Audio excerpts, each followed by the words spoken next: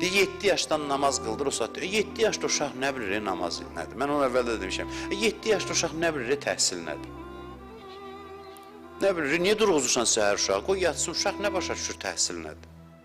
Uşağa təhsilin əhəmiyyətini başa sala bilməzsən. Getsin, oxusun, öyrənsin.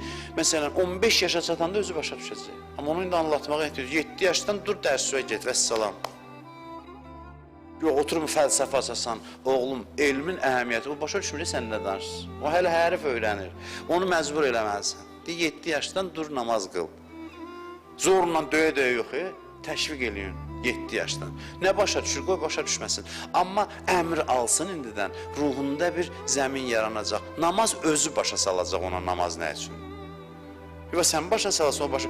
Yox, tədricən qıldıqca namaz özü sirlərini açacaq ona. Artıq bir yaşa çatanda namaz özü deyəcək mən nə üçünəm. Qoy əvvəl başa düşmədən ibadət eləsin.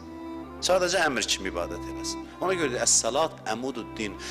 Namaz dinin sütunudur. Çünki əmrdir. Əmrdir, gündəlik əmrdir.